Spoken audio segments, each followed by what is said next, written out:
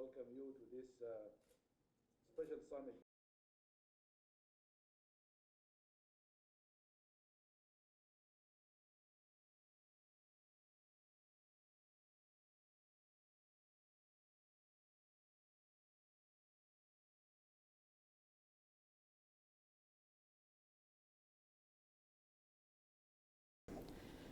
Prime Minister of Sudan, Your Excellencies, Head of States and Governments, I warmly welcome this timely Igad Special Summit of the Head of State and Government on the coronavirus pandemic. I thank my brother, His Excellency Abdullah Hamdok, the Prime Minister of Sudan and the Chair of the Igad Assembly of the Heads of State and Government, and Dr. Wakana, our Executive Secretary, for bringing us all together today for this crucial summit.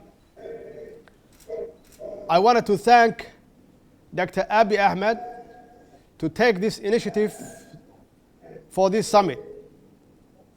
I also recognize the commitment from the Head of State and Governments of Igad, family of nations, to address the deadly coronavirus together at this challenging time as an evidence by this very summit. Coronavirus has challenged the world in a ways never seen before, unlike every other nation in the world. Somalia has focused on understanding, prevention and response to this deadly health threat to which the world still remains vulnerable more than anything else. As previously said, according to the international reports, the number of cases of virus has surpassed 700,000, with a death toll of over 20,000 lives. Despite all the global efforts, these vital, heartbreaking numbers continue to rise daily. Indeed, these are tragic numbers in uncertain time for the world as a whole.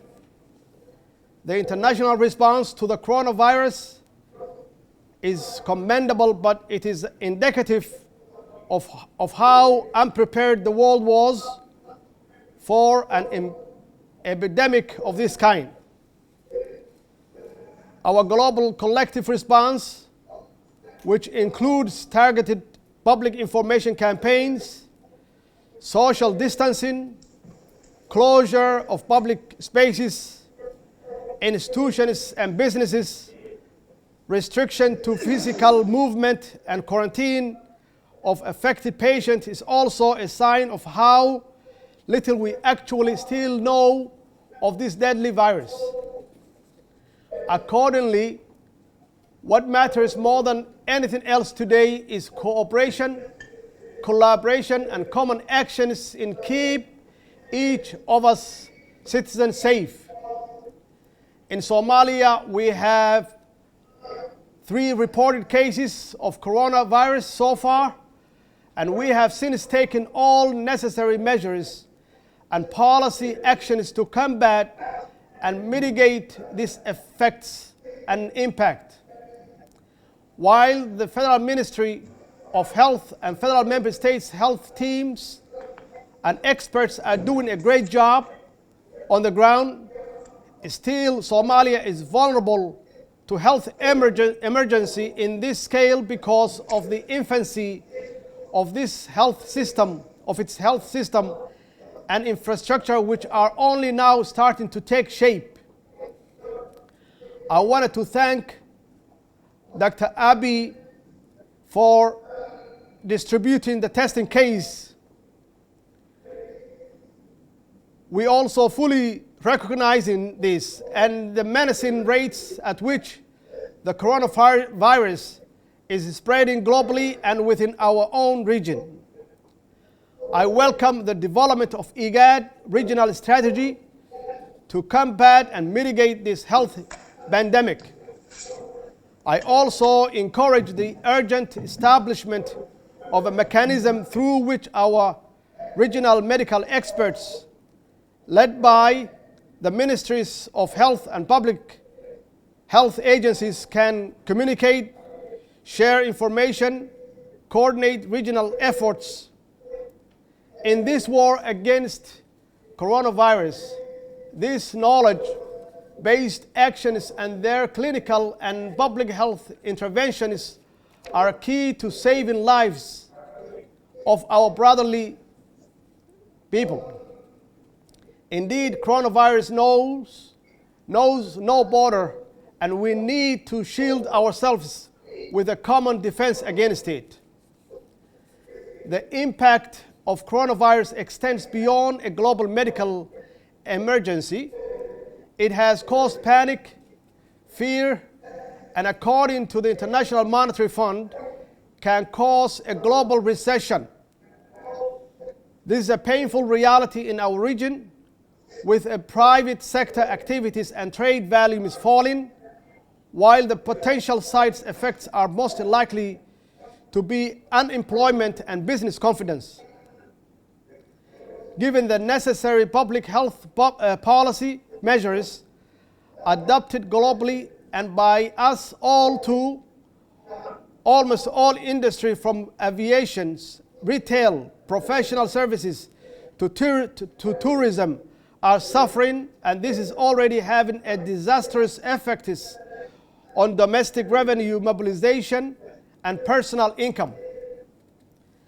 The economic losses are grave, and as a region, while we may have individual economic and physical intervention to ease the pain on a short-term basis, we do not benefit from a collective fund to mitigate the worst of the economic shock to come from virus in a medium to a long terms. On these crucial financial matters, the mobilization of regional windows of international financial institutions, especially the World Bank and the African Development Bank, are important as they will complement our individual countries' allocations and ongoing our future and future health projects. I therefore propose a separate Igad Finance Ministers meeting with the development banks and relevant bilateral and multilateral partners to take these matters forward. In conclusion, the coronavirus is a challenge to us today in unprecedented ways, and it has laid bare our national and regional preparedness weaknesses for global pandemics and economic shocks. It's truly deadly and will need every ounce of our efforts and cooperation to ensure we can keep our people, countries, and regions safe from it while mitigating its devastating health and economic impacts.